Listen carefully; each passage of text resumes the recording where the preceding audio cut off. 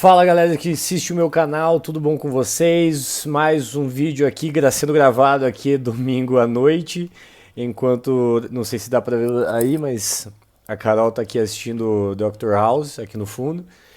E vamos pro vídeo de hoje já, antes da gente começar, lembra já de se inscrever aqui no canal, já ativa o sininho, dá seu like. Realmente, cara, dá seu like rapidinho ali, desce aqui no vídeo. Isso vai me ajudar bastante para continuar fazendo vídeos e direcionar esse conteúdo para mais pessoas. E isso não vai te custar nenhum real. Então, por favor, faz essa para nós, tá? Seguinte, o vídeo de hoje eu vou falar uma coisa bem bacana que eu senti muita falta isso no passado, que eu tive que aprender basicamente sozinho, que é como que a gente faz para atender um cliente de marketplace da melhor maneira possível. Eu defini isso aqui em 5 passos principais de como fazer esse atendimento da melhor maneira.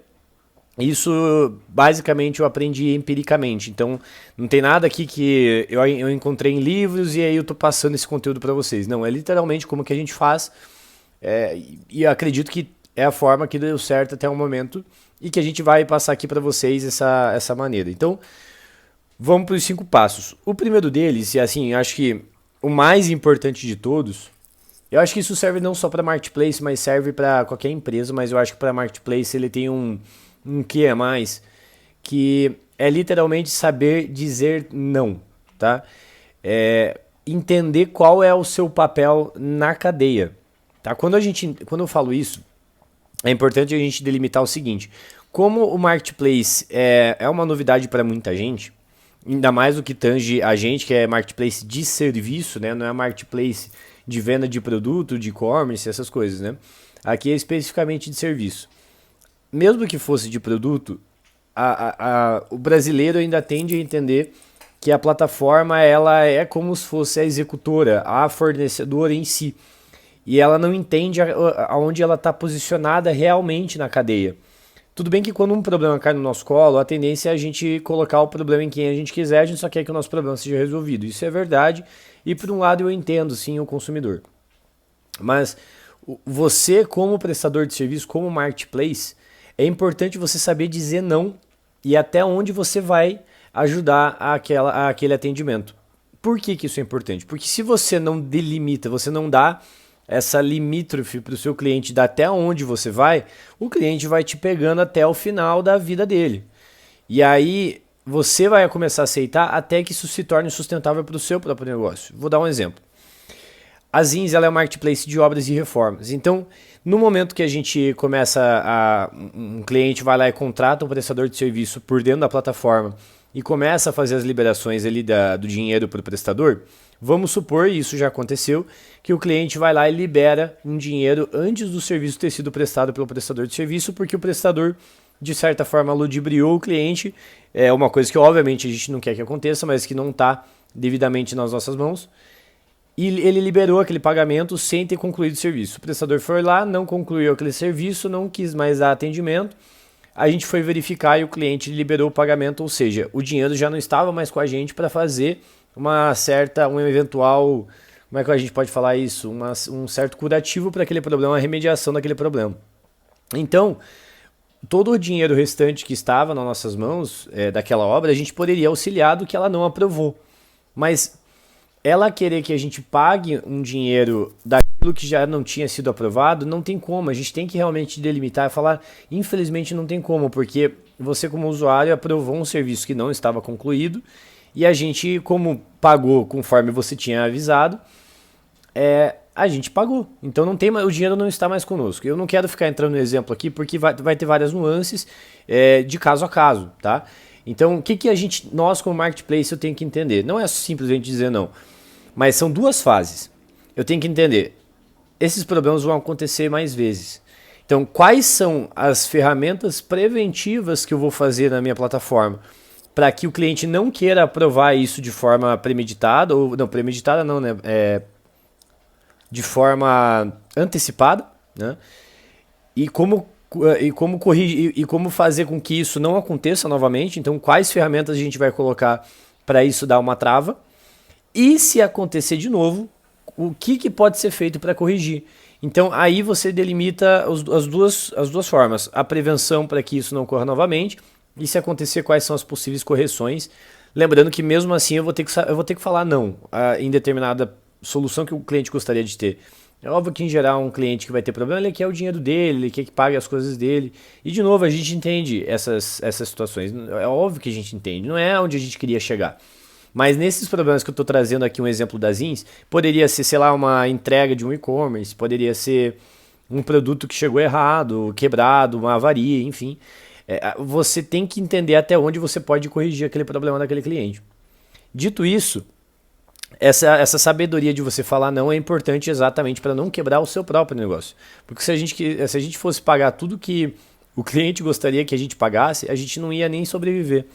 Então é importante isso, e foi um aprendizado que inclusive eu tive com a minha psicóloga, né? Nas épocas que a gente estava com grandes problemas na empresa, era tudo novidade pra gente, a gente estava com um número de obras em paralelo que a gente nunca conseguiu ter até aquele momento, e ela que me ensinou a falar não. Ela falou, não, cara, você tem que saber que aqui chegou o limite de vocês, e o cliente tem que saber isso. O cliente tem que entender, e sabe o que é interessante? Às vezes você falar um não para o cliente torna você mais relevante. No sentido, ó, eu consigo te ajudar assim, assim e assim. Aqui eu já não consigo. Então, quando você fala um não, obviamente respeitosamente, obviamente já trazendo possíveis outras soluções paralelas e tal, eu tô entrando aqui em um consenso que essa parte você entendeu. Dito isso, a gente, quando fala esse não para o cliente, acaba até tornando a tua empresa mais madura, e o cliente entende isso. Tá? O cliente entende de verdade. Quando você não cede a tudo, ele entende que ali existe um limite e que muitas vezes ele vai te respeitar. Beleza? O segundo passo, que é importante entender, principalmente para marketplace, e de novo, acho que isso leva para toda empresa, mas é o seguinte, ó, é padronizar o máximo de problemas que acontecem e que irão acontecer, e criar processo de atendimento. Ou seja, quando você começa a ter os primeiros problemas do seu marketplace, você tem que ser viciado em encontrar padrão. Então, porra, vamos dar um exemplo. Toda vez que eu vou enviar um produto do e-commerce para determinada região, sempre está dando uma avaria enfim, determinado produto. E aí você já tentou prever que às vezes é a transportadora, enfim, mas sempre acontece um certo um certo problema de um determinado tipo. Entendido que você existe esse problema, você tem que entender que agora, obviamente eu trouxe aqui um problema que praticamente já está meio padronizado, né? Mas antes de ele ser padronizado, você tem que entender qual é o padrão. Quando você entende que alguns problemas vão se classificando, você consegue fazer uma tabela de problema e solução. Então, quando você tem esse vício sobre criar padrões, você começa a classificar e criar playbooks para que esse processo seja resolvido da melhor maneira e de forma mais ágil. Então, a agilidade tem que ser um negócio, principalmente nos dias de hoje, que tem que estar na veia do marketplace. Porque, por exemplo, nas Zins, nós temos dois principais valores da empresa que tem a ver com atendimento. E o primeiro deles, que é assim, tem muito a ver com o atendimento do cliente, é que a gente tem a nossa missão como a principal missão da empresa, que é a segurança. Então, todas as decisões que a gente for tomar sobre algum problema que venha a ter ou de uma nova feature, ela é em volta da segurança. Então, uma obra mais segura, um atendimento mais seguro, uma potencial ameaça de um prestador frente a um cliente, tudo isso a gente primeiro toma uma decisão sobre a segurança. Fez essa parte, esse núcleo, ele tá respondido, aí a gente vai para o segundo, que é a agilidade. Então, eu entendi que está seguro, o cliente está seguro, o dado está seguro, o dinheiro está seguro, legal, agora qual que é a solução mais ágil para tomar para aquele cliente? E isso faz com que ele se sinta mais feliz depois de tido um problema. A gente às vezes até utiliza de um problema para trazer até mais credibilidade para o cliente. Em alguns casos, a gente já teve uma obra que atrasou de uma maneira bem esdrúxula do que a gente gostaria, e a forma como a gente solucionou aquele problema deixou o cliente ainda mais feliz do que outros clientes que não tiveram problema de obra, e isso que é incrível. Mas voltando aqui, vamos lá. Então, vamos pegar o problema que eu trouxe aqui de exemplo das Zins, tá? Eu vou lá, um cliente aprovou um dinheiro que não deveria ter aprovado, um serviço que não deveria ter aprovado. Eu já criei todas as ferramentas preventivas. Às vezes, vamos lá, aconteceu o problema. Aí o cliente aprovou. Aí poderia ter acontecido qualquer coisa. O prestador só ter sumido com o dinheiro, ou simplesmente ele prestou um serviço de má qualidade e tal.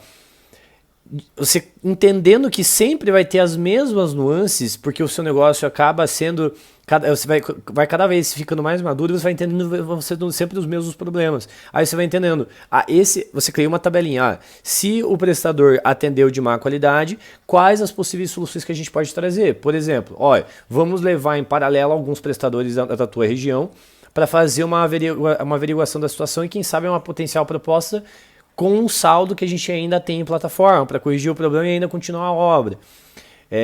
Se ele sumiu, vamos tentar, a gente tem sempre um número de reserva, um número de emergência de todos os prestadores que fizeram a obra aqui dentro, que a gente já criou isso como prevenção, porque eu sabia que isso acontecia.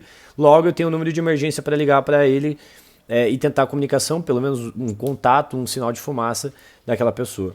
Então, eu tenho que ter um fluxo de solução para todos os possíveis problemas que sempre, ou quase sempre, 80% dos problemas sempre são os mesmos. Tá? Terceiro ponto, ter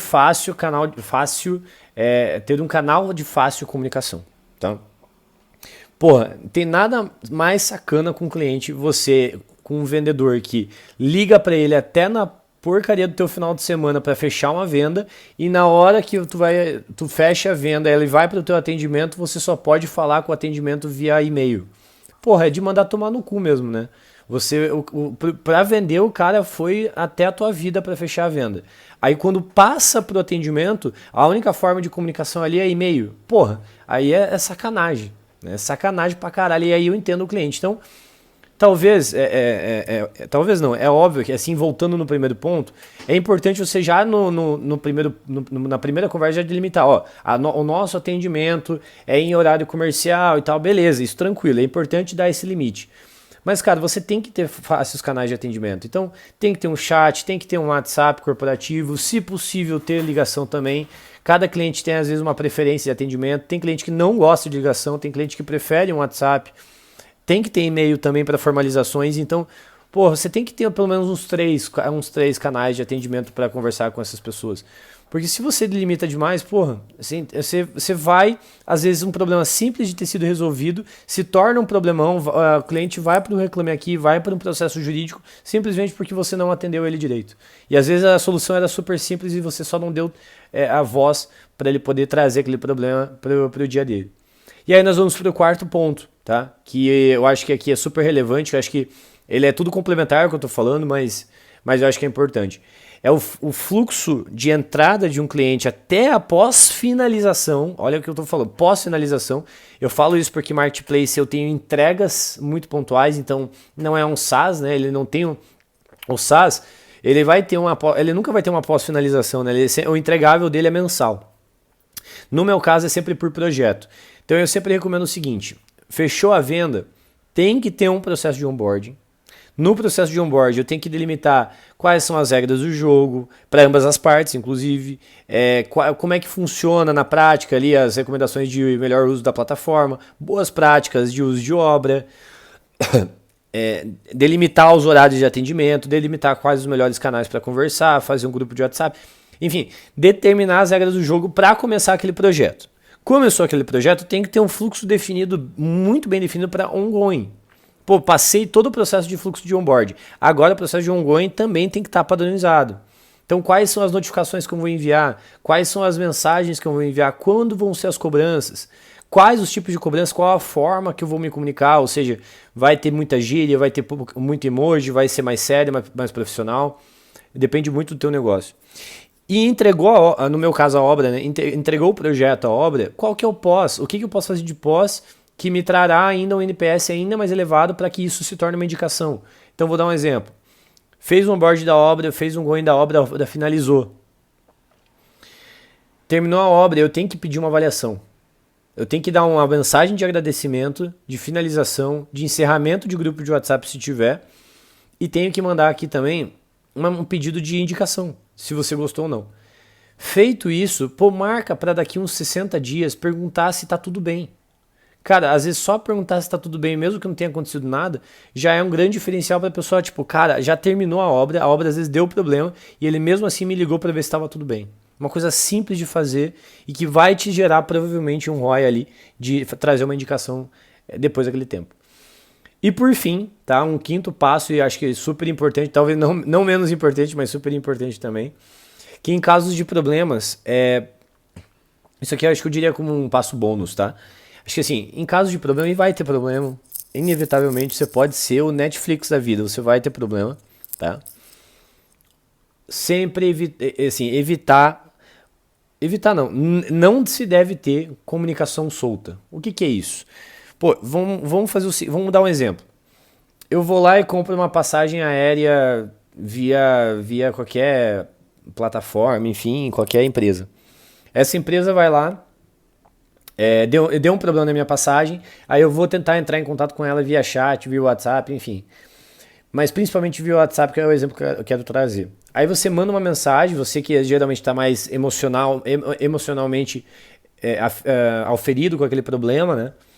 Aí você vai para aquele chat, aquela pessoa já está atendendo um monte de pessoas. Então você tem duas emoções atreladas ali. Você ao problema e ela ao cansaço do dia. E aí quando você vai com o problema, geralmente a pessoa que vai com o problema tem mil jeitos de fazer. Eu não estou dizendo se a pessoa tem razão ou não, no sentido de, assim, principalmente desrespeito. Desrespeito eu já abomino aqui, acho que independente do teu problema você não pode ter. Mas vamos tirar isso da frente, tá? A pessoa às vezes traz o problema para você de forma tudo desorganizada. Qual que é a tua função? A tua função é primeiro organizar as ideias, entender qual que é o real problema. E evite nesse entender, nesse diagnóstico do problema, evite evitar muita mensagem curta, entendeu? Tipo, já pergunta tudo o que você precisa para a pessoa. Então, cara, sei lá, um problema de uma passagem, cara, qual que é o pedido, qual que é o problema, o que realmente aconteceu, já pergunta todas as mensagens, já pergunta todas as informações que você precisa na mesma mensagem para fazer um diagnóstico. A pessoa não vai se importar te responder, ainda mais porque ela vai entender que você realmente está tentando entender qual é o problema dela. Entender o diagnóstico, agora você vai para uma solução. E a solução, minha recomendação é o seguinte: evite também ficar mandando muita mensagem curta. Porque essa mensagem curta torna aquele processo de uma pessoa que está emocionalmente frágil naquele momento a ficar respondendo e você não consegue concluir uma solução. Então, qual que é a minha recomendação? Traga textos mais completos, tá? Não tenha medo como é que a gente pode chamar isso? Não tenha medo, talvez, da prolixidade. Eu acho que não vejo tanto problema nisso. Mas traga uma solução completa e, se possível, mais de duas soluções, tá? Uma assim, é a pior dos mundos. Eu sei que às vezes vai ter casos que é só uma solução, mas se você trouxer pelo menos duas ou mais soluções, é o ideal dos mundos. E já traz a mesma mensagem. Por que isso é importante? Porque você já volta àquele primeiro ponto que eu trouxe. Você já evita dar muita margem daquilo que você já não consegue fazer. Então já não dê muita margem para aquilo que você não vai ter a possibilidade de fazer, mesmo que o cliente queira. Então, às vezes, você trazer duas soluções já traz para o cliente a percepção do tipo, não é sim ou não, é qual que eu quero, é um ou dois, tá? Isso vai, às vezes, dar espaço para negociação? Vai. O que eu estou falando aqui se você juntar dois neurônios, é só você entender que é dar opções na mão do cliente para que ele possa tomar a decisão.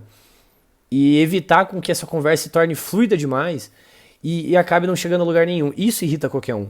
Eu diria que, sei lá, 80% dos problemas tem muito mais com essa forma de fazer as coisas do que a solução em si, que as pessoas às vezes ficam felizes ou não.